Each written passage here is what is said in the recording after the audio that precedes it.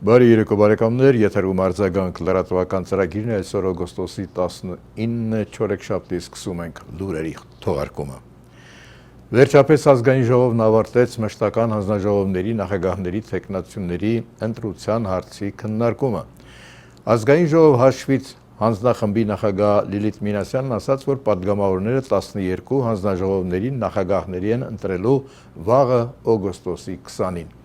Հաշվից հանձնախումբը որոշում է կայացրել քվեարկությունը անցկացնել առավոտյան ժամը 10:10-ին։ Քվեարկության տևողությունը կլինի 2 ժամ, որպեսզի պատգամավորները կարողանան հանգիստ իրենց ընտրությունը կատարել։ Նշենք, որ մշտական հանձնաժողովների նախագահների ընտրությունից հետո ազգային ժողովի նիստը շարունակվելու է։ Քննարկվելու են կառավարության կառուցվածքի հարցը եւ կառավարության ծրագիրը։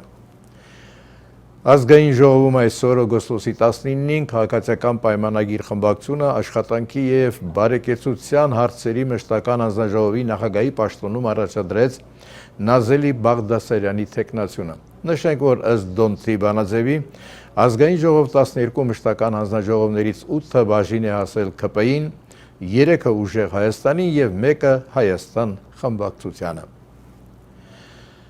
Հենց Արեգա Հովսեփյանի թեկնածության քվեարկումը ավելի ուշ հասավ բացահայտ սադրանքների։ Ոչ սովորական է եղել քաղաքական բանավեճը։ Ընդդիմության գնահատմամբ Արցախցու հայրենազրկված հայի արժանապատվությունը թիրախավորելու եւ սեփական ձախողումները լեգիտիմացնելու ցինիկ քայլի են դիմել ՔՊ-ականները նախ ուղիղ պահանջով, որ Արցախի Արեգա Հովսեփյանը ճանաչի Արցախը Ադրբեջանի կազմում, ավելի ուշ գրեթե բացահայտ մեղադրելով նրան Արցախում չմնալու եւ չզոհվելու համար։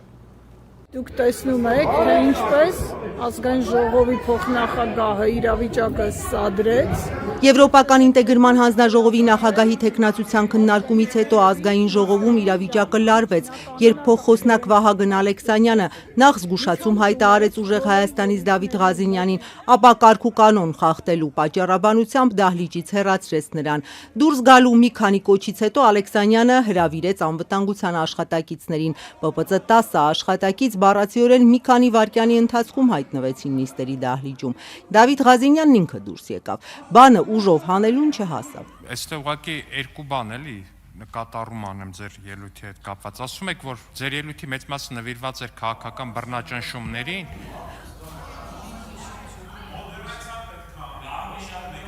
Պարոն Աբրահամյան, ձեզ պատգամավոր Տիգրան Աբրահամյան, ձեզ հայտարարվում է նախազգուշացում։ Դուք չեք կարող ինձ հայտարարել նախազգուշացում, պարոն Դավիթ Ղազինյան, ձեզ եւս հայտարարվում է նախազգուշացում։ Այդպես պատգամավոր Դավիթ Ղազինյանի նկատմամբ կիրառվում է կարգապահական տույժ, մեկ նիստում խոսափողից հանդես գալու իրավունքից զրկում։ Պարոն Ղազինյան, մի խոսեք այլևս տեղից։ Պատգամավոր Դավիթ Ղազինյանի նկատմամբ կիրառվում է կարգապահական պատասխանատվություն, հեռացում միջև տվյալ օրվա ավարտը կայանալիք նիստերից, զրկելով այդ ընթացքում դահլիճում ներկա գտնվելու իրավունքից։ Դուրս եկեք դահլիճից, պարոն Ղազինյան։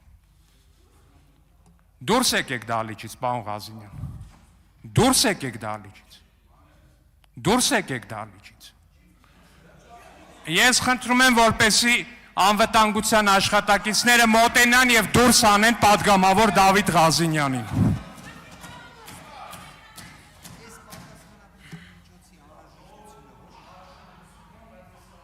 Շատ լավ, իրենք ինքը դուրս է գալիս, ինքը դուրս է գալիս, ինքը դուրս է գալի։ Հարգելի գործընկերներ, ինքը դուրս է գալի, թողեք դուրս գա։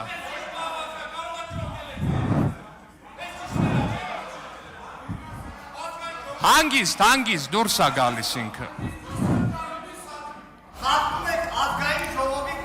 Պարոն Մանուկյան, զբաղեցրեք ձեր տեղը։ Սարքել են իրենց դուքյանը արդեն իսկական կներեք բառամթերքիս համար։ Ամեն խոսքից հետո չկա ԱԺ կանոնակարգ օրենքում չկա այդպիսի հասկացություն։ Հատուկ զսպեցի, ասեցի, հորդորեցինք ամեն խոսքից հետո կոմենտ ու պրիտոմ սադրիչ։ Ընդդիմադիրները բողոքում էին, թե ազգային ժողովի փոխխոսնակը կարգ ու կանոն է խախտում, նիստը վարելու փոխարեն հնչած ելույթներին մեկնաբանությամբ հակադարձում։ Այս վեճից հետո երկու խմբակցություններն այլևս չմասնակցեցին նիստին, ուժեղ Հայաստանը դուրս եկավ խորհրդարանի շենքից, Հայաստանը շենքում էր, բայց չմտավ դահլիճ։ Առավոտից նաև ընդդիմադիր այս խմբակցությունից էին բողոքում նիստը վարող իշխանական փոխխոսնակներից էլի նույն պատճառաբանությամբ։ Դավիթ Ղազինյանը հայտարարեց, թե նախագահողի լիազորությունները չարաշահելու դեմ իրենց բողոքի քայլն է նիստերին չմասնակցելը։ Ամեն ինչ տեղի է ունեցել բացարձակապես ազգային ժողովի կանոնակարգ օրենքի սահմաններում, պարկեշտության սահմաններում, միջև վերջի պարոն Ղազինյանի հետ խոսել եմ դուքով, միջև վերջի պահ փորձել եմ այնպես անել, որպեսզի իրավիճակի լարումը կամ սրումը մինիմալ լինի, բայց այնուամենայնիվ ազգային ժողովի նիստերի ընթացքում կանոնը պետք է պահել։ Նրանց հեռանալուց հետո Վահագն Ալեքսանյանը իր տեսակետը ներկայացրեց, բայց չընդունեց ընդդիմադիրների մեղադրանքը, որ ինքը կանոնակարգ է խախտում, իրեն իրավունք վերապահելով մեկնաբանել հնչած ելույթները։ Ազգային ժողովի կանոնակարգով արգելված չի նիստը վարողին որևիցե պահի արտահայտվել, դա մեկ, երկրորդ նիստը նախագահողը պարտավորություն ունի ապահովել նիստի բնականոն ընթացքը։ Նիստի բնականոն ընթացքը ինքը լայն եզրույթ է։ Իմ ընկալմամբ, երբ խոսում ազգային ժողովի ամբիոնից падգամավորը եւ փաստացի ապատեղեկատվությունը հայտնում քիչ առաջ տեղի ունեցածի մասին ազգային ժողով նախագահողի պարտավորությունն է նաեւ ինչ որտեղ ճշգրտում մտցնել, որովհետեւ դուք տեսաք, որ տիկին Արեգա Հովսեփյանը իր ելույթում ասեց Արայիկ Հարությունյանը ինձ հարցրեց, արդյոք ես ճանաչում եմ Արցախը Ադրբեջանի կազմում։ Այնինչ Արայիկ Հարությունյանը նման արտահայտություն եւ բառակապակցություն չի ասել։ Ես պատրաստվում էի ընդհանրապես մեջբերել այդ արտահայտություն։ Վարչապետի աշխատակազմի նախկին ղեկավար այժմ падգամավոր Արայիկ Հարությունյանը արցախցի Արեգա Հովսեփյանի վերաբերմունքն էր հարցրել 2022-ի Պրահայի հայտարարության վերաբերյալ, որով Հայաստանի ղեկավար Նիկոլ Փաշինյանը ճանաչեց Ադրբեջանի տարածքային ամբողջականությունը, փաստացի Լեռնային Ղարաբաղը համարելով Ադրբեջանի մաս։ Հայաստանը եւ Ադրբեջանը հաստատել են իրենց հանձնառությունը ՄԱԿ-ի կանոնադրությանը եւ 91 թվականի Ալմատիի հռչակագրին, որոնց միջոցով ճանաչում են միմյանց տարածքային ամբողջականությունը եւ ինքնիշխանությունը։ Հիմա վնիմանիե վոպրոս, ինչպես եք վերաբերում այս հայտարարությանը։ Ես ճանաչում եմ իմ հայրենիքը, ինչ է զգում հայը, երբ որ նման հարցադրում է անում արցախցուն, արցախահային, արդյոք նա ճանաչում է Արցախը Ադրբեջանի։ Ինչ նպատակով է դա հարցնում։ Ցավացնելու։ Այն, որ ուժեղ Հայաստանը ընտրել էր Եվրաինտեգրման հանձնաժողովը, անակնկալի էր բերել իշխանությանը։ Անգամ հայտարարում էին, իրենք կարծում էին, որ Եվրասիական ինտեգրման հանձնաժողովն են ուզելու ղեկավարել։ Ու այսօր բառացիորեն դժվար հարցերի օր էր ուժեղ Հայաստանի տեխնացուի համար։ Եթե այսօր լիներ ուրեմն այն հանրաքվեն, որի մասին խոսում ենք, ձեր քաղաքական ուժը կողմ կլիներ միանալ Եվրամիությանը, թե մնալ ԵԱՏՄ-ում։ Շատ ուղիղ հարց, խնդրում եմ շատ ուղիղ կոնկրետ պատասխանեք։ Մենք Եվրաինտեգրման քաղաքականությանը միանշանակ կողմ ենք։ Մենք կողմ ենք նրան, որ Եվրոպական միությունը տրամադրում է մեզ այնպիսի լուրջ գործիքակազմ, որով որ մենք կարող ենք արդիականացնել Հայաստանի բազմաթիվ ոլորտներ, բայց նաև դեմ ենք կեղծ օրակարգերին, հատկապես որ ձեր գործադիրի ղեկավարն է հայտարարում, որ նման այլընտրանք չկա։ Հիմա դուք հարց եք տալիս ինձ, այնպիսի հարց, որը որ գոյություն չունի։ Ռուսաստանում իր ունեցվածքի մեծ մասը կուտակած Սամվել Կարապետյանի ուժեղ Հայաստանը ըստ քաղաքացիական պայմանագրի պրոռուսական համբավ ունի, ում շահն են սպասարկել Եվրոպական ինտեգրման հանձնաժողովում առաջադրվելով։ Իշխանականները նաև այս հարցն էին բարձրացնում։ Ուժեղ Հայաստանի տեխնացուն խորհուրդ էր տալիս արտաքին քաղաքականությունը հակադրությունների վրա չկառուցել։ Ակնհայտորեն ձեր պրոռուսական համբավը չի սպասարկում Հայաստանի Հանրապետության լավագույն շահը այդ հանձնաժողովը վերցնելով եւ նախագահելով։ Պրոռուսական համբավ եւ այլն, եթե մենք սկսենք խոսել ձեր համբավից, կարծում եմ լավ տեղ չի հասնելու։ Առաջարկում եք ինչքան փորձենք այս հակադրությունները մեզանից հեռու տանել, շատ ավելի ձեռնտու է լինելու Հայաստանի Հանրապետությանը եւ հայ քաղաքացու շահերին։ Շնորհակալ եմ։ Քաղաքացիական պայմանագրից Լիլիթ Մինասյանը շարունակեց թեման։ Սամվել Կարապետյան 1806-2026 Հայաստանը չպետք է դարձվեր հակառուսական կենտրոն։ Ով է ասել էլ այս հայտարարությունը, հարգելի գործընկերներ, իհարկե, Զախարովա։ Եմը գիծը Հայաստանը տանում է Բրյուսելի հակառուսական գծում անշրջելի ներգրավման։ Իշխանությունը դժգոհեր հայտարարում էր, որ ոչ մի հարցի ուժեղ Հայաստանի թեկնածուն կոնկրետ չպատասխանեց։ Մարդիկ, ովքեր Արցախը ճանաչել են Ադրբեջանի կազմում, հանձնել են, պատճառ են դարձել էթնիկ զտման, կանգնած ուղիղ արցախցի կնոջ նայելով ասում են, դե ճանաչեք Արցախ Ադրբեջանի կազմում։ Դե ասա Ղարաբաղ, Արցախ չասես հանկարծ ու հանկարծ։ Սա հակամարտկային է, անմարտկային է, սա քաղաքական հարթության մեջ չի, որ մենք հիմա քաղաքական պատասխաններ հնչեցնենք։ Ընդդիմադիր Հայաստան խմբակցության ղեկավար Աննա Գրիգորյանը նախ Արայիկ Հարությունյանի հարցին անդրադարձավ, ապա Եվրամիությունում Հայաստանի ապագայի մասին հենց քաղաքացիական պայմանագրին հարց ուղղեց։ Դուք կողմ եք, ձեր առաջնորդը ԵԱՏՄ նիստում ասում է ԵՄ անդամակցությունը գոյություն չունի, նման օրակարգ, նման ալտերնատիվ ասեղանի գոյություն չունի։ Ավելին ասում է բազմաթիվ գործընթացներից հետո դեռ փաստ չի Հայաստանի Հանրապետությունը կդառնա ԵՄ անդամ, թե չի դառնա։ Տիկին Հովսեփյանից ինչ եք ուզում։ Չնայած Եվրաինտեգրումն Արեգա Հովսեփյանը տասնամյակների հարց է համարում, բայց հայտարարեց իրենց ուժը կողմ է, հատկապես մարդու իրավունքների եվրոպական փորձը օրինակելի համարեց։ Ուժեղ Հայաստանի ղեկավարն էլ իշխանությունների քննադատության ֆոնին որոշեց հստակեցնել Եվրամիությունում կան բաներ, որ որպես պահպանողականներ դեմ են, իսկ եվրոպական քաղաքական ու տնտեսական համակարգերը տեղայնացնելուն կողմ։ Նարեկ Կարապետյանն այսօր հակադարձեց Նիկոլ Փաշինյանին, որը նաև Սամվել Կարապետյանի ուժին նկատի ունենալով պատերազմի եռագլուխ կուսակցության մասին էր խոսում, ու որի ընտրության դեպքում նաև պատերազմ կանխատեսում։ Վերջի 8 տարվա ընթացքում 3 պատերազմ բերած կուսակցությունը։ Եռապատերազմի կուսակցությունը ԿՊՆ-ը, եռապատերազմի կուսակցությունը եւ 2.5 տրիլիոն դրամ պարտքի կուսակցությունը։ Ազգային ժողովն այսօր ավարտեց բոլոր 12 հանձնաժողովների նախագահների թեկնածության քննարկումները։ Նրանցից 4-ն ընդդիմությունից են, մեկը Հայաստանից, 3-ը ուժեղ Հայաստանից։ Քաղաքացիական պայմանագիրը նրանց բոլորի հայտարարությունների վերաբերյալ վերապահումներ ուներ, բայց թերևս ամենաշատը Արեգա Հովսեփյանի, որը նաև 3 ասել էր. հանձնաժողովը չպետք է դառնա խորհրդանում գործադիր իշխանության շարունակություն, իսկ քաղաքացիական պայմանագիրը այլ կարծիքի է։ Ուստի ինչպես կքվեարկեն թե նրա, թե մյուս ընդդիմադիր թեկնածուների դեպքում։ Այն քաղաքականությունը, որ վարում է կառավարությունը, հանձնաժողովը այստեղ կատարելու է այն գործառույթը, որևէ խնդիր չի լինի, եթե մոտեցումը եւ սկզբունքը եւ այն կազմակերպչական աշխատանքն է, որը պատկերացնում ենք մենք եւ մեր կառավարության գործողության շրջանակում իհարկե չենք տեսնում։ Պարզապես այո, իհարկե իրականության, այո, նույն այո։ Փակ գաղտնի քվեարկության արդյունքները վաղը հայտնի կդառնան կեսօրին մոտ։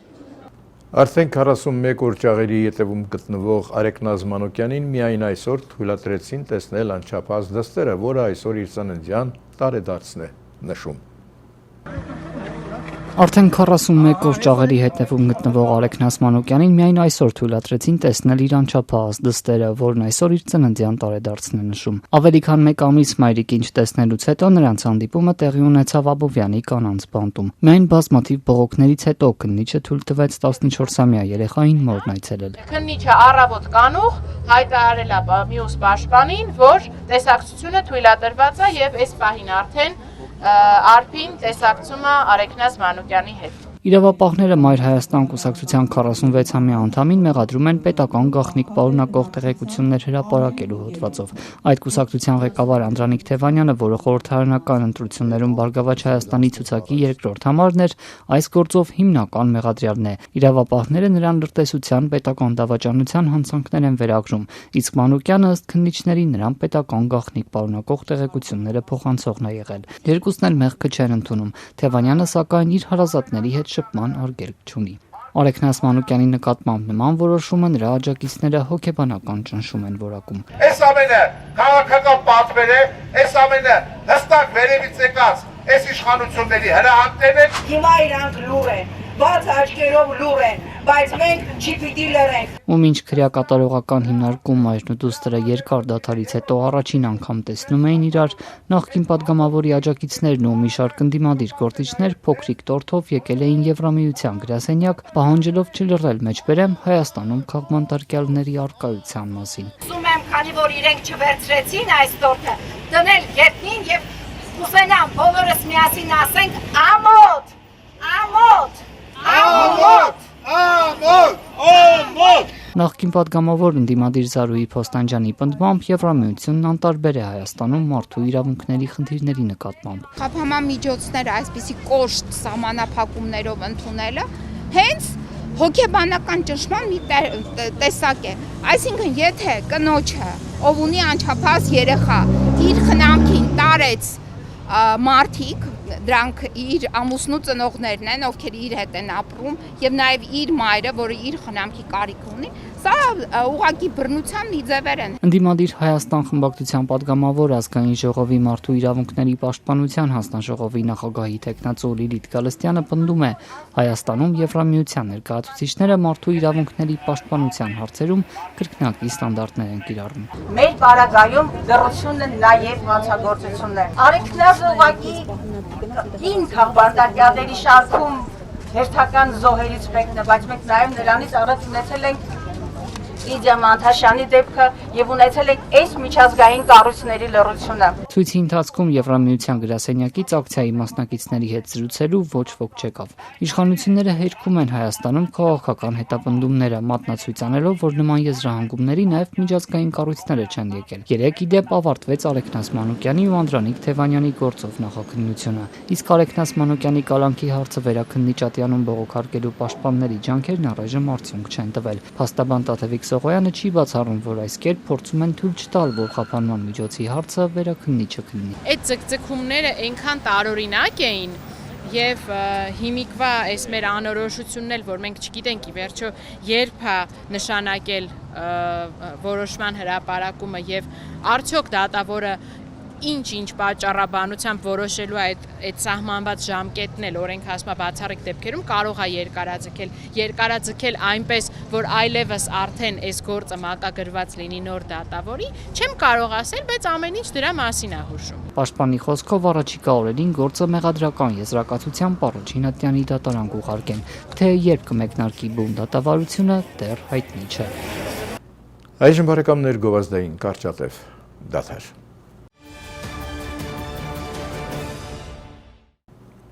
Շարունակում ենք ծրագիրը։ Ուժեղ Հայաստան դաշինքի ղեկավարը ուսման վարձի փոխհատուցման հավաստարագրեր է հանձնել 100 լավագույն ուսանողներին բոլոր մարզերից։ Իր ծննդյան օրը Ուժեղ Հայաստան դաշինքի ղեկավար Սամվել Կարապետյանը հյուրընկալել է բարձր առաջադիմություն ունեցող 100 ուսանողի Հայաստանի բոլոր մարզերից, այդ թվում Արցախից։ Սարգիս Կարապետյանը հայրս է, ինքը 50 տարի դեռավել մանկավարժ է եղել եւ ես դրանով ուզում եմ ինչ-որ ձևով շարունակեմ իր գործը։ Կարապետյանը հավաստագրեր է հանձնել այն ուսանողներին, որոնց մեկ ուսումնական տարվա վարձը փոխհատուցվելու է շնորհիվ իրենց բարձր առաջադիմության։ Նման հրաշալի նախաձեռնության համար կցանկանամ ասել, որ այս նախաձեռնությունը ել ավելի լավ հնարավորություն է տալիս ավելի վստահ քայլելու մեր իսկ ընտրած ուղիով։ Այս նախաձեռնությամբ Ուժեղ Հայաստանի ղեկավարն ուզում է խրախուսել, կրթվել եւ զարգանալ ցանկացող երիտասարդներին։ Հիմնական ուղղությունը վերցնելու ենք մշակույթին օգնել, կրթությանը օգնել։ Ըստ հիմնադրամի գործադիր տնօրեն Գոհար Ղումաշյանի, ընտրություն անելիս ուշադրություն են դարձրել ոչ միայն ուսանողների միջին որակական գնահատականին, այլև նրանց մոտիվացիոն նամակներին։ Իրենց մոտիվացիոն նամակների մեջ ուսանողները ներկայացնում էին, թե ինչպես են տեսնում Հայաստանի զարգացումը եւ իրենց դերը մեր երկրի ապագայում։ Եվ այդ բոլոր մոտեցումները մենք անպայման հաշվի կառնենք եւ կօգտագործենք։ Ղումաշյանը նկատել է հիմնադրամի գործունեությունը քաղաքական չէ, բայց հաշվի առնելով թիմ ընտրությունների պատճառով ուժի մեջ մտած սահմանափակումները, այն համայնքներից ընտրված ուսանողները, որտեղ արդեն հայտարարվել են ընտրությունների անցկացման օրերը, չեն մասնակցել այս միջոցառմանը։ Ստիպված են այդ ուսանողներին չտալ գումարը, որպեսզի դա ընտրակաշարք չդիտարկվի։ Հաշվի առնելով բարեգործական ոլորտի այդ արգելքը, մենք այդ ուսանողներին այսօրվա միջոցառմանը չենք հրավիրել եւ այս փուլում չենք կարող իրականացնել իրենց ուսման վարձի փոխհատուցումը։ Սամվել Կարապետյանը խոստացել է այս ծրագիրը շարունակական է լինելու։ Միշտ օգնելու ենք մեր ուսանողներին, մենք միշտ հայտնաբերելու ենք լավագույն, տաղանդավոր մեր երիտասարդներին եւ ամեն ինչով փորձելու ենք ընտառաջենք։ Հայփոստը կրկին մերժել է պետական ընկերությանը վերաբերող տվյալներ տրամադրել Ազատություն ռադիոկայանին, հղում անելով անձնական տվյալների պաշտպանությունը։ Սրան զուգահեռ Արդարադատության նախարարության անձնական տվյալների պաշտպանության գործակալությունը խորհրդարանական կարծիք է հայտնել, որ պետական Հայփոստ ընկերությունը եւ բարձր տեխնոլոգիական արդյունաբերական նախարարությունը պետք է տրամադրեն Հայփոստին առնչվող մի շարք տեղեկություններ եւ որ դրանց վրա անձնական տվյալների պաշտպանության կարգավորումները չեն տարածվում։ Երկու զոհ մեկ վիրավոր կան Նոր Հաջնում կառավարության ֆինանսավորմամբ հիմնանորոգվող պոլիկլինիկայում վերամբարձ կռունկի երկաթի մի հատված պոկվել եւ ընկել է աշխատողների վրա։ Նոր Հաջնի հիմնանորոգվող պոլիկլինիկայի շին աշխատանքներն այսօր առնվազն 14:44-ից են դադարեցվել, երբ Կոտայքի մարզային օպերատիվ կառավարման կենտրոնահազանգ է ստացվել, որ ավտոկռունկը պոկվել ընկել է գետնին։ Ներքին գործերի նախարարության փրկարար ծառայությունը հազանգած քաղաքացին հայտնել է, որ ճոպանից պոկված կռունկի տակ քաղաքացի է մնացել։ Դեպքի վայր մեկնած փրկարարական ուժերը պարզել են, որ ողբերգական դեպքի հետևանքով 2 զոհ կա։ Շինարարական աշխատանքներին մասնակցող 41 ու 37 տարեկան տղամարդիկ են զոհվել։ Նրանք Ֆանտան գյուղից են։ Կա նաև մեկ վիրավոր, նրան տեղափոխել են հիվանդանոց, գտնվում է ծայրահեղ ծանր վիճակում։ Մահացածների ու վիրավորի ինքնությունը դեռ չի հայտնում ներքին գործերի նախարարությունը։ Շատ դաժան բան է, բայց խի, ինչն է այդ պատճառով այդ կատարել է այդպես։ Շին հրապարակում աշխատողները շոկի մեջ են, դեպքից մանրամասներ չեն հայտնում։ Դեռ չգիտենք, արդյոք զոհվածներից մեկն է եղել գահավիժած ավտոկռունկի խցիկում ու արդյոք այն աշխատելիս է եղել ընկնելու պահին։ Մետաղե այս ճոպանից է կախված եղել կռունկը։ Նոր Հաջնում խոսում են, որ այն հավանաբար նախատեսվածից ծանր է եղել։ Ճոպանը չի դիմացել գերբեռնվածությանը, պոկվել ընկել է հիմնանորոգվող շինության հարակից տան բակ։ Տանն այդ պահին ոչ ոք չի եղել։ Հարևանությամբ գտնվող մյուս տան բնակիչներից մեկն է հարվածի ուժեղ ձայնից դուրս եկել, տեսել գետնին ընկած տղամարդուն։ Այդ րոպեին պատոհանը բաց էր, մեկ էլ գմփոց ուժեղ ու մեկ էլ օգնեցեք։ Այդ օգնեցեք, վազելով ես իջա, անմիջապես եկա ու ռեշոտկանի մոտ տեսա, որ մի հոգի արդեն գետնին պառկած էր։ Տարածքում հսկող տեսախցիկներ կան։ Քննիչները առգրավելու են դրանք ուսումնասիրելու համար։ Ընտանեկան բռնության թեմայով վարչապետի տիկնոջ հետ ցանկություն չունեն խոսելու թե ուժեղ Հայաստան եւ թե Հայաստան խմբակցությունների պատգամավորները։ Ես հանդիպման եմ հրավիրում ուժեղ Հայաստան խմբակցության ղեկավար Նարեկ Կարապետյանին եւ Հայաստան խմբակցության ղեկավար Աննա Գրիգորյանին, հայտարարել է Աննա Հակոբյանը։ Ես հանդիպման եմ հրավիրում ուժեղ Հայաստան խմբակցության ղեկավար Նարեկ Կարապետյանին եւ Հայաստան խմբակցության ղեկավար Աննա Գրիգորյանին։ Ոչ։ Ցանկություն խմբակցությունը չունի։ Ընտանեկան բռնության թեմայով վարչապետի տիկնոջ հետ ցանկություն չունեն խոսելու թե ուժեղ Հայաստանի ու թե Հայաստան խմբակցությունների պատգամավորները։ Փետրվարին Փաշինյանին ու կառավարական ամառանոցը լքելու մասին հայտարարած Աննա Հակոբյանը տուն ու ամուսնու մոտ վերադարձավ ամիսներ անց, միանգամից սկսեց արշավ ընտանեկան բռնության դեմ։ Որևէ տղամարդ չգիտի, որ կնոջը ապտակել է, իր կնոջը ապտակել է, դատապարտելի քրեական հանցագործություն է։ Հուլիսի 2-ից մինչև այժմ նա սոցցանցի իր հարթակում, սրճարաններում, զբոսայգիներում, մեքենայում խոսել է միայն այս մասին։ Ընդհանուր առմամբ շուրջ 140 րոպե, 20 տեսանյութերում։ Ֆիզիկական բռնություն, փրել, կծել, ցեցել, կսմթել, խեղդել, ապտակել, քերծվածքներ հասցնել։ Աննա Հակոբյանը կարծում է, որ հրատապ է քրեական օրենսգրքում ընտանեկան բռնությունը որպես ինքնուրույն հանցագործություն ամրագրելը, որ պատասխանատվություն նախատեսվի բռնության բոլոր տեսակների համար։ Եվ այս օրենսդրական փոփոխությունների քննարկմանն առաջարկում էր միանալ նաև ընդդիմադիրներին, թեպետ օրենսդրական այս փոփոխության համար իշխող թիմի ձայները պակաս չեն։ Պատրաստվում եմ ընդդիմադիր երկու խմբակցությունների կին падգամավորներին նույնպես առաջարկել այս փուլում միանալ աշխատանքներին, ձգտելով, որ օրենքի նախագիծը Հայաստանի խորհրդարանում ընդունվի միաձայն։ Հայաստանում ընտանեկան բռնությունը թեմա է, հատկապես որ թվերն էլ աճում ու աճում են։ Ըստ քննչական կոմիտեի այս տարվա առաջին 6 ամսում արդեն 1794 քրեական գործ են քննել։ Դատարան ուղարկված գործերից մեծ մասում բռնարարը ամուսինն է կամ զուգընկերը։ Խնդիրը լուրջ է, ինչու է ընդդիմությունը մերժում այն քննարկել առաջին տիկնոջ հետ։ Եթե տիկինը մտահոգ է այդ առումով, կարծում եմ առաջինը պետք է սկսի իր ընտանիքից։ Ընդդիմադիրներից Մարիաննա Ղահրամանյանը նշում է, ընտանեկան բռնությունը դատապարտում են, բայց ուզում, որ Հակոբյանը ամուսնու վարքագծին ուշադրություն դարձնի։ Կանանց նկատմամբ հոգեբանական բռնության տեսարաններ նրա մասնակցությամբ բոլորն են տեսել։ Մետրոյում հայ կնոջը անչափահաս երեխայի ներկայությամբ հոգեբանական բռնության ենթարկեց, բարձր տոնով նրա հետ խոսեց, որակումներ տվեց, ապա քարոզարշավի ընթացքում քաշքշում էր կնոջը, որին հետո աշխատանքից հեռացրին։ Իսկ քաղաքացիական պայմանագրի կանայք պատրաստվում են հանդիպման Աննա Հակոբյանի հետ, ողջունում նրա նախաձեռնությունը։ Խմբակցության ղեկավար Արուսյակ Մանավազյանն ասաց. Մեր կանայք նախաձեռնել են եւ ունեն այդ նախագիծը, այդ նախագծի շրջանակում հնարավոր է լինել որոշակի փոփոխություններ։ Ինչպիսի փոփոխություններ եւ ինչ շրջանակում ընթացքում խոսենք, այսինքն ես ավելի ինձ հրավեր եկել է, ես կմասնակցեմ եւ կկիսվեմ ձեզ հետ։ Շուրջ 20 տարի ընտանեկան բռնության խնդրով զբաղվող իրավապաշտպան Զարուհի Հովհաննիսյանի խոսքով Հայաստանում ընտանեկան բռնության վիճակագրությունը չի բարելավվում, բայց պատճառը բոլորովին էլ քրեական օրենսգիրքը չէ։ Քրեական օրենսդրության տարբեր հոդվածներում, որոնք վերաբերում են թե սպանությանը, թե մարդու եւ նրա իրավունքների տարբեր խախտումներին, կան ավելի ծանրացնող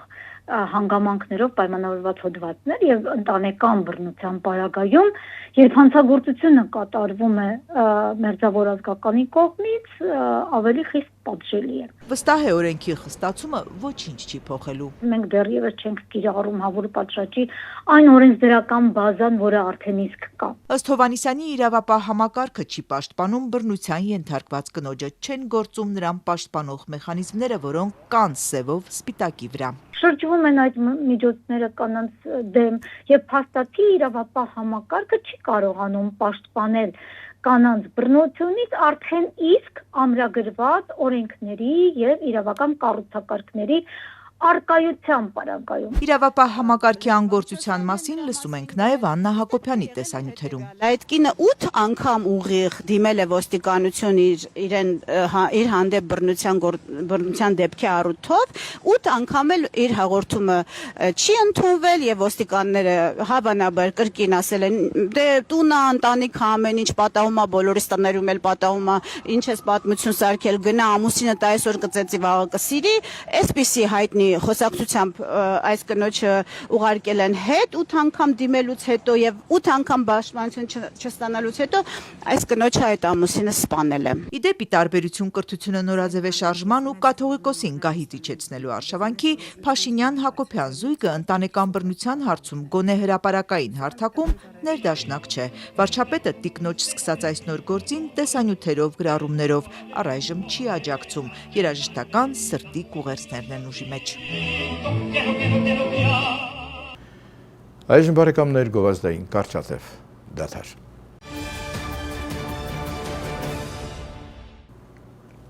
Շարունակում ենք ծրագիրը։ 6 օր առաջ բանակում մահացած Գրիգոր Զաքարյանի բնակության հասցեում լռություն է։ Բնակարանի դուռը փակ։ Գրիգորը Երևանից էր, մոր հետ էր այստեղ բնակվում։ Այստեղից էր զորակոչվել բանակ Մեղրիում ծառայության, պատմում են հարևանները։ Նրանք նույնպես լսել են, որ ըստ իրավապահների Գրիգորը ինքնասպանություն է գործել։ Մամուլում կարդացել են նաև լուրերը, թե հնարավոր է նա ծառայակիցների կողմից ճնշումների է ենթարկվել, դիրքում գիշերը քնելու պատճառով, եւ ի վերջո տղային ինքնասպանության են հասցրել։ Գրիգորին նրանք հաճախ են տեսել, շփվել հետը ու դժվարանում են հավատալ, թե նման տղան ծառայության ժամանակ կարգապահ չէր լինի կամ ինքնասպանություն կգործեր։ Շատ խելոք ինտելիգենտ ժողովուրդ։ Բարևում էինք էլ ասենց։ Այսքան մոտիկ չենք, ինչի պետք է իրան սպաներ, որ գիտար մոր հետ է ապրում մենակ։ Հարևանները պատմում են, ընդամենը մի ամիս առաջ էր Գրիգորը արձակուրդ եկել, 4 ամսից էլ պետք է զորացրվեր։ Նրա վերադարձին մայրը առանձնակի անհամբերությամբ էր սպասում։ Գրիգորը միայնակ մոր միակ զավակն էր։ Գրիգորի մարմինը հայտնաբերվել էր հրազենային վնասվածքով։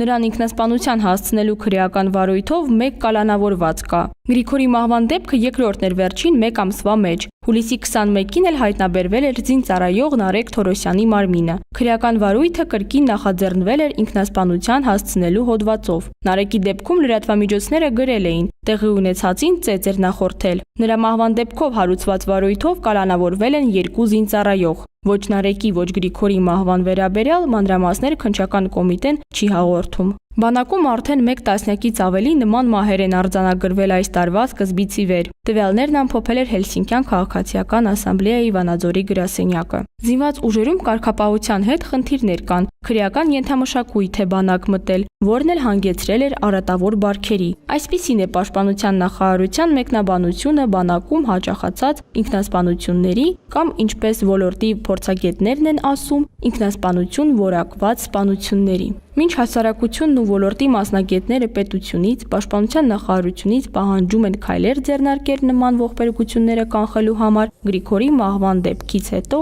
կադրային փոփոխություններ եղան։ Ռազմական ոստիկանության ու զինված ուժերի բարոյահոգեբանական ապահովման վարչության պետերը փոխվեցին։ Թոշակի գնացած նախկին ոստիկանապետ Արամ Հովանիսյանին հետ կանչեցին ռազմական ոստիկանությունը ղեկավարելու համար։ Նրա նշանակումը մինչդեռ ոլորտի փորձագետների շրջանում տարակուսանք առաջացրեց, քանի որ Հովանիսյանի անունը մամուլում ասոցացվում է քրեական ենթամշակույթ կրողների հետ։ Ավելի ուշ պաշտոններից ազատվեցին նաև Պաշտպանության նախարարի խորհրդականներ Մելիքսետ Պողոսյանը, Ռազմիկ Պետրոսյանը եւ Կամո Վարդանյանը։ Որքանով կապ ուներ վերջիններիս ազատումը մահվան դեպքերի հաջորդած կադրային փոփոխությունների հետ, չհաղորդվեց։ Կադրային փոփոխությունները սկսած ռազմական ոստիկանության պետի փոփոխությունից ցույց տալիս, որ իշխանությունը այստեղ պարզապես իր յուրայիներին տեղավորելու խնդիր է լուծում։ Այսինքն, եթե մարդը դիտարկում, որը պետք է կարգապահական խնդիրներ լուծի, առհասարակ ռազմական ոստիկանությունը բավական մեծ գործառույթներ ունի, ապա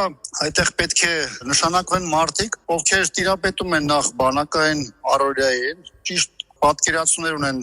զինծառայողների փոխհարաբերությունների, կլինի դրանք շարքային անձնակազմի, շարքայինների եւ հրամանատարների միջև հարաբերություններին եւ ի վերջո բանակը փորձադաշ է, որտեղ կարող է տարբեր մարդկանց տարբեր այլ համակարգերից բերել եւ փորձել դրանով որևէ խնդիր լուծել, տեսնես կստացվի թե չի ստացվի։ Մամուլը գրում է, Պապիկյանը խավության նոխազներ է փնտրում, որ ինքնասպանությունների եւ բանակում տիրող բարձի թողի վիճակի մեղքը բարթի նրանց վրա եւ շարունակի պաշտոնավարել։ Կադրային փոփոխություններին զուգահեռ Պաշտպանության նախարարությունը հայտարարեց, բանակում քրեական ենթամշակույթի դեմ համակարգային պայքար է ընթանում։ Այդ հայտարարված պայքարի շրջանակում էլ նախարար Պապիկյանը որոշել է բարձրաստիճան սպաների խմբեր գործուղել մարտական հերթապահություն իրականացնող զորամասեր, որպեսզի նրանք փորձեն վերահսկել իրավիճակը տեղում։ Մամուլը գրում է, արդեն որոշ սպաների խմբեր 1-2 ամսով ուղևորվել են դիրքեր։ Պապիկյանն այսօր նաև անակնկալ այցեր է արել զորամասեր։ Նախարարության մամուլի ծառայությունը ակտիվորեն մեկը մյուսի հետևից այդ այցերի տեսանյութերն է տարածում։ Բանակի խնդիրների մասին պարբերաբար բարձրաձայնող նախկին падգամավոր Տիգրան Աբրահամյանը սա ավելի շատ PR ակցիա է որակում, քան խնդիրներին իսկապես լուծելու ուղղությամբ արված քայլ։ Առհասարակ հանկարծակի ստուգումները, պլանային ստուգումները, դրանք մարտական պատրաստության պլանում նախատեսված միջոցառումներ են։ Ընթացից պետք է անընդհատ իրականացնեն։ Ես չեմ կարծում, թե Պաշտպանության նախարարի կամ գլխավոր շտաբի պետի հանկարծակի այցը համարվում է իրադրության հանգուցալուծման ուղղված ինչ-որ շատ կարևոր քայլ։ Ըստ Տիգրան Աբրահամյանի, նախարար Սուրեն Պապիկյանն ընդամենը փորձում է ցույց տալ, թե աշխատանք է կատարում։ Մինչդեռ նման պարբերականությամբ հանկարծակի այցերը զորամասերը, ասում է, պետք է տեղի ունենային ոչ թե այսպիսի ճգնաժամային պայմաններում, այլ շատ ավելի շուտ։ Այսօր ավելի ուշ հայտնի դարձավ, որ Փաշինյանի որոշմամբ զինված ուժերում ինքնասպանությունների եւ ոչ կանոնադրային հարաբերությունների առնչությամբ համակարգային լուծումներ մշակող միջգերտեսչական աշխատանքային խումբ է ստեղծվել։ Այն պետք է 3-ամսյա ժամկետում մշակի եւ վարչապետին ներկայացնի համապատասխան առաջարկություններ։ Բաքվում գերեվարված Դավիթ Բաբայանը հերթական ձայնային հաղորդագրությամբ ահազանգում է հայ գերիների առողջական խնդիրների եւ ոտնահարված իրավունքների մասին։ Ասեմ, որ մենակ իմ մոտ չէ առողջական խնդիրներ, մի շարք մեր ընկերների մոտ լուրջ առողջական խնդիրներ կան, ասում է Բաբայանը։ Բաքվում գերեվարված Դավիթ Բաբայանը ահազանգում է հայ գերիների առողջական խնդիրների ու ոտնահարված իրավունքների մասին։ Եվ ասեմ, որ միայն իմ մոտ չէ առողջական խնդիրներ։ Մի շարք մեր ընկերների մոտ իրոք ողջ առողջական խնդիրներ կան։ Թե կոնկրետ առողջական ինչ գանգատներ ունեն, 3 տարի Ադրբեջանում բանտարկված Բաբայանը չի մանրամասնել։ Արցախի նախկին արտգործնախարարը ավելի մանրամասն խոսում է վերաքննիչ դատարանում բողոքի քննության մասին։ Առաջին ատյանի որոշումը, որով Բաբայանը դատապարտվել է ցմահ ազատազրկման, վերաքննիչը ուժի մեջ է թողել։ Դե ինչ դատավարություն, սա մի թատրոն էր, որի սցենարը գրված էր նախորդ։ Դավիթ Բաբայանը հայտնում է, որ ցմահ ազատազրկում նախատեսող եւս 2 հոդված են ավելացրել իր դեմ, որի մասին նոր է տեղեկացել։ Օրինակ ինձ ավելացրել են 2 ցմահ հոդվածներ, որը չկար։ Երբևիցե որևէ անգամ չէր հիշատակվում ամբողջ դատավարության ժամանակ առաջի ատյանի։ Բայց ես դա տեսա, երբ որ մեզ տվեցին արդեն դատավարությունը ավարտելուց հետո, մի շաբաթ հետո, այսպես կրճատ գրություն այդ ամենի։ Հասկանում եք, սա թույլատրելի երևույթ։ Որ գործերը շինծու են հորինված, Արցախի նախկին արտգործնախարարը սեփական օրինակով է ներկայացնում։ Նրան օրինակ մեղադրում են Ադրբեջանում իշխանությունը տապալելու համար։ Մասնավորապես ինձ ցմահ են նշանակել մի հոդվածով, ըստ որի ես փորձում եի տապալել այստեղ իշխանությունը, որ մի կերպով սաղցել իշխանությունը այս երկրում, սահմանադրություն տապալել եւ այլն։ Հիմա ես հարց եմ տվել այդ քննարկումների ժամանակ, արդյոք կա որևէ ապացույց, որ ես լինելով այստեղ մասնակցել եմ ձեր իշխանության համար պայքար։ Եթե այդպես է, ուրեմն պիտի ամբողջ ձեր երկրով մեկ ինձ ունենայի համախոհներ, ինչ-որ կազմակերպության բջիջներ եւ այլն։ Իհարկե որևէ պատասխան չկա։ Եվ ինչն է հետաքրքիր, որ տալիս են ցմահ, բայց մեկ անգամ դեպ ոչ հետաքննության ընթացքում, ոչ էլ առաջացանի դատարանի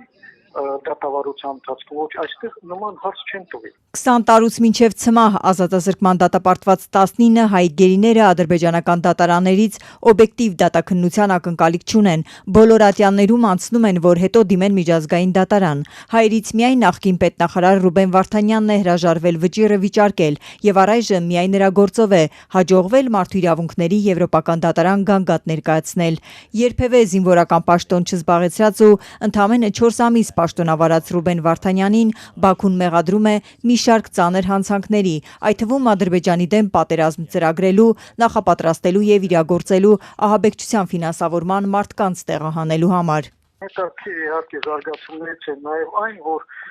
այստեղի պաշտպաններից մեկը հայտարարել է, որ չեն ուզում իրենք որպեսզի գործը հասնի միջազգային դատարան, որովհետև մեղադրանքների ավելի քան 95%-ը շինչու է։ Անգամ դատավճիռները ադրբեջանական կողմը չի փոխանցում գերիների ընտանիքներին ու իրավապաշտպան Սիրանուշ Սահակյանին։ Արցախի ազգային ժողովի նախկին նախագահ Դավիթ Իշխանյանը դիմել էր նույնիսկ Ադրբեջանի ու Հայաստանի մարդու իրավունքների պաշտպաններին, որ ստանան ու փոխանցեն իր ընտանիքին, բայց Անահիտ Մանասյանն արձագանքել էր, որ այդպիսի լիազորություն չունի։ Այդ դատավճիռները պահանջում են միջազգային ատյաններ հասնելու նպատակով։ Սիրանուշ Սահակյանն անցած շաբաթ ասաց, որ առանց դրա էլ բոլոր գերիների գործերով կդիմի Եվրադատարան։ Հաշված օրերի ընթացքում պաշտոնապես կդիմեն, Ազատությանն այսօր ասաց իրավապաշտպանը։ Միեդիմասով կարող եմ նշել, որ նախապատրաստական աշխատանքները գրեթե ավարտական փուլում են, հաշված օրերի ընթացքում մենք պաշտոնապես կդիմենք եւ նաեւ իհարկե վերլուծական փուլում հստակ պատկերացում կձևավորենք, թե ինչ լրացուցիչ մեղադրանքներ, հոդվածներ են ավելացվել եւ որ փուլում է դա տեղի ունեցել։ Ավելի ուշ հնարավորություն կունենամ նաեւ մեկնաբանել այդ հարցին։ Միջազգային ատյաններում գերիների ներկայացուցիչը դեռ մանրամասներ չգիտի, թե Դավիթ Բաբայանի գործին ինչ նոր հոդվածներ են ավելացրել։ Առողջական խնդիրներ ունեցողներն էլ պատշաճ բուժօգնություն չեն ստանում ասաց։ Արցախի նախկին պաշտոնյաներին ու մյուս գերեվարված հայերին առաջադրված մեղադրանքները անհիմն են, գործերը շինծու։ Քաղաքական պատվերով են հետապնդվում, ոտնահարվել են նրանց արդար դատաքննության ու տարական այլ իրավունքներ։ Մշտապես ահազանգում է իրավապաշտպան Սահակյանը։ Այս բոլորը մանրամասը ներկայացնելու է մարդու իրավունքների եվրոպական ատյանում։ Չէին թողում, որպեսզի ելույթը շարունակեն, կտրում էին, խանգարում էին, ընդհանուր առմամբ այսպիսին է։ Մարդու իրավունքների կոպիտ խախտումներով հայտնի Ադրբեջանում հայերի դատավարություններն ընթանում են փակ, առանց միջազգային կազմակերպությունների ներկայացուցիչների ու անկախ լրագրողների։ Նրանք 1 տարի է կատարյալ մեկուսացման պայմաններում են, ինչ փակվել է Բաքվում Կարմիր խաչի միջազգային կազմակերպության գրասենյակը։ Հարազատների հետ միակ կապը հեռախոսազանգն է ադրբեջանական հսկողությամբ։ Իմացեք, չնայած նստած ենք, բայց տնկաչոք չենք։ Պինդ եղեք։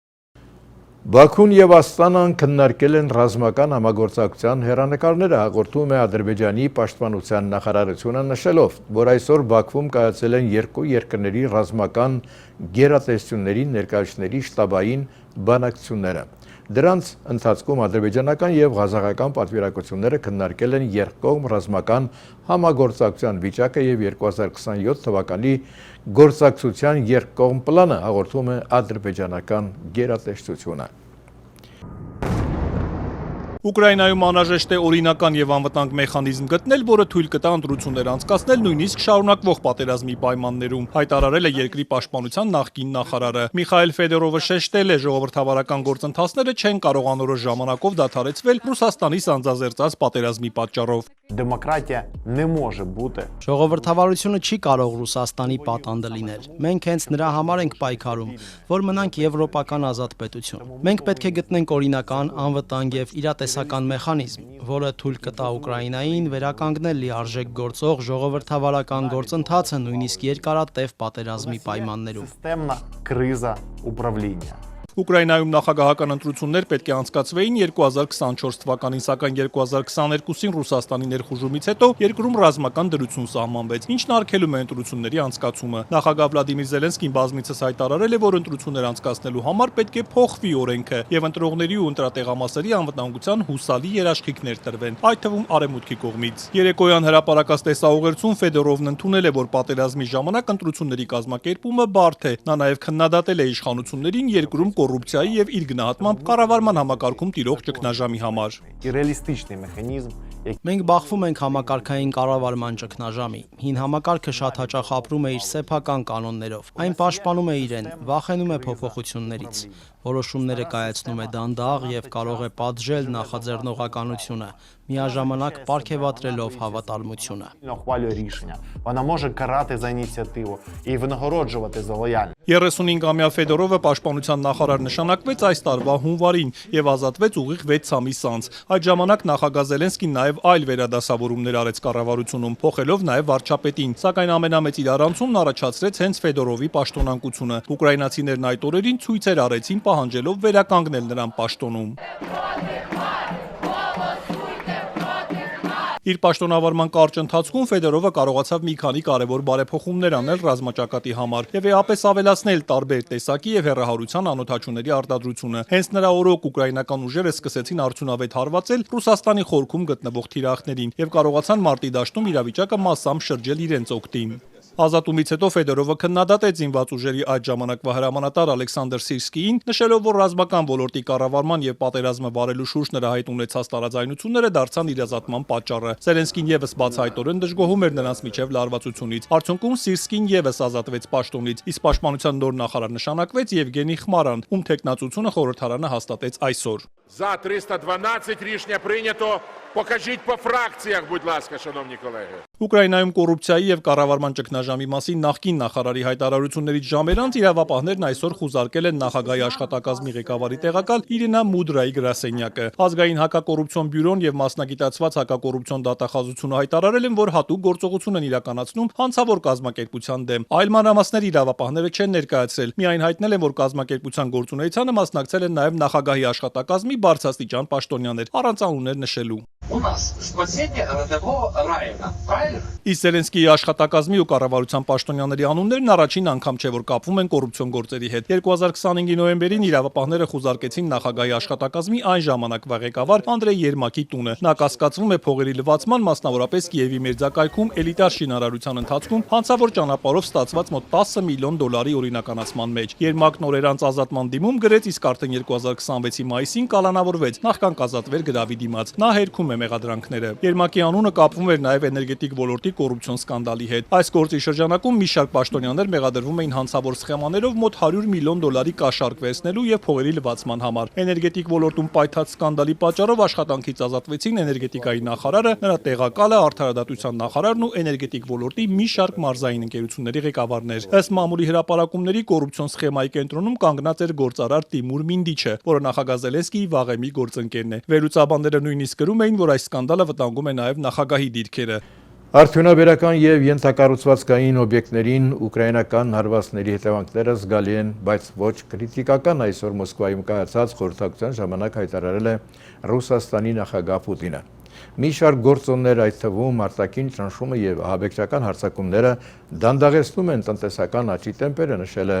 Պուտինը։ Բնական է, որ այդ հարձակումները քրիտիկական հետևանքներ չունեն եւ չեն կարող ունենալ։ Դրա հետ մեկտեղ ակնհայտ է, որ դրանք վնաս են հասցնում մեզ, մենք դա տեսնում եւ հասկանում ենք։ Այժմ բարեկամներ, գովազդային կարճատև դադար։ Շարունակում ենք լուրերը։ Ուկրաինայում անհրաժեշտ է անօրինական եւ անվտանգ մեխանիզմ գտնել, որը թույլ կտա ընտրություններ անցկացնել նույնիսկ շարունակվող պատերազմի պայմաններում, հայտարարել է երկրի նախարարության նախկին նախարարը։ Միխայել Ֆեդերովը շեշտել է, ժողովրդավարական գործընթացները չեն կարող անորոշ ժամանակով դադարեցվել Ռուսաստանի սանձազերծած պատերազմի պատճառով։ Մոսկվան ու Կիևը Արաբական Միացյալ Էմիրությունների միջնորդությամբ գերիներ են փոխանակել 103-ը 103-ի դիմաց ձևաչափով։ Доченька, привет, моя хорошая, как ты? Սակայն ռազմաճակատում եւ դրանից դուրս ռազմական գործողությունների ինտենսիվությունը չի նվազում։ Գիշերը դրոնների թիրախում կրկին արդյունաբերական ենթակառուցվածքներն են եղել։ Ծուխ է նկատվել Նիժնի Նովգորոդի մարզի Ձերժինսկ քաղաքում գտնվող Սվերդլովի անվան պայթուցիկ նյութերի գործարանի տարածքում։ Ձեռնարկությունը Ռուսաստանում պայթուցիկ նյութերի խոշոր արտադրողներից է, ավելի քան 1 դարյա պատմությամբ։ Հերթական անգամ թիրախավորվել է նաև երկրի նավթավերամշակման եւ նավթաքիմիական հսկաներից մեկը։ Իշխանությունները չեն հստակեցրել, թե Ուֆայի հյուսիսում բաշնավթի կոնկրետ որ ձեռնարկությունն է հայտնվել հարձակման թիրախում։ Բաշկորտոստանի ղեկավարը միայն հայտնել է, որ հակաօդային պաշտպանության ուժերը հետ են մղել Ուֆայի արդյունաբերական ձեռնարկությունների վրա հարձակումը։ 6 անօդաչուներից 4-ը խոցվել են։ Նախնական տվյալով 1 մարդ է վիրավորվել։ 1 կին է զոհվել Դոնեցկի Կիրովսկի շրջանում։ Ավերածություններ եւ տուժածներ կան Բելգորոդի, Ռոստովի եւ Տուլայի մարզերում։ 25 ԱԹՍ է խոցվել Մոսկվայի մատույցներում, 2 գրոհ է կասեցվել Սևաստոպոլի ուղղությամբ։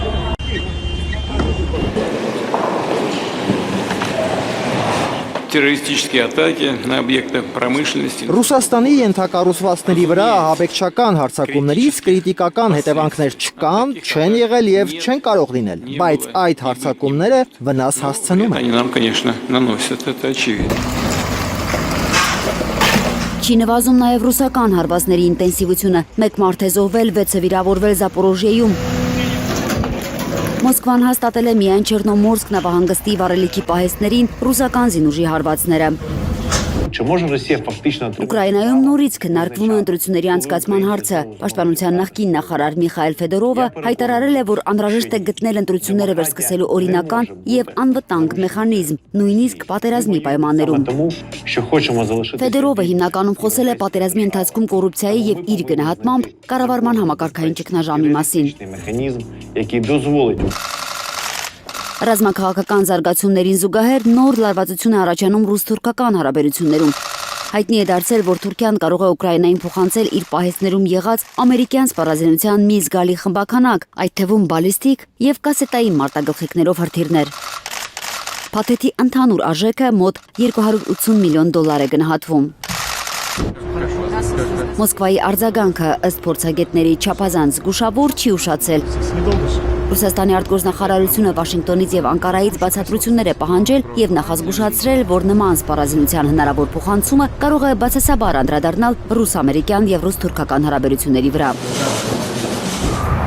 Արտգործնախարարության պաշտոնական ներկայացուցիչ Մարիա Զախարովայի խոսքով դեռ պետք է հասկանալ, թե ինչու են ԱՄՆ-ն ու Թուրքիան բացում հերթական Պանդորայի արկղը, երկարաձգելով պատերազմը, այն դեպքում, երբ հայտարարում են դրա քաղաքական ու դիվանագիտական կարգավորման առաջնահերթության մասին։ Անվտանգության հարցերով միջազգային փորձագետ Ջանան Թերջյանը 10 գործակալությանը հայտնել է, որ խոսքը ամերիկյան տեխնոլոգիայով Թուրքիայում նախկինում արտադրված սպառազինության մասին է։ Ըստ փորձագետի, փաստացի դրանք ամերիկյան զենքեր են, ուստի վերարտահանման համար անհրաժեշտ է ԱՄՆ կոնգրեսի հավանությունը։ Իսկ թուրքական զենք, Թերջյանի պնդմամբ, Անկարան չի տա Կիևին։ Իրանի զինված ուժերը ուշադիր հետևում են Պարսից ծոցի պետությունների տարածքում Միացյալ Նահանգների զինված ուժերի տեղակայմանը եւ ամերիկյան բանակին ցանկացած օգնություն կդիտարկեն որպես ագրեսիա Թեհրանի դեմ։ Այս մասին հայտարարել է Իրանի զինված ուժերի գլխավոր շտաբի պետ Ալի Աբդոլլահին, հաղորդում է ՏԱՍՍ-ը։ Միացյալ Նահանգների ռազմական ավիացիայի այսպիսի քանակի ակտիվությունը հատկապես ինքնաթիռ լիցքավորումների տարածաշրջանային բազաներում առանց ընդունող երկրների գիտության թվում է ծայրահեղ անհավանական, նշվում է նրա հայտարարությունում։ Աբդուլլահին զգուշացրել է, որ Միացյալ Նահանգների ագրեսոր բանակին ցանկացած օգնություն եւ աջակցություն Թեհրանի կողմից կդիտարկվի որպես հանցագործություն Միացյալ Նահանգների ռազմական ուժերի հետ։ Այսքանը, սիրելի բարեկամներ, ավարտվեց այսօրվա լուրերի թողարկումը, կհանդիպենք վաղը երեկոյան լուրերի սովորական ժամին։ Բարի գիշեր։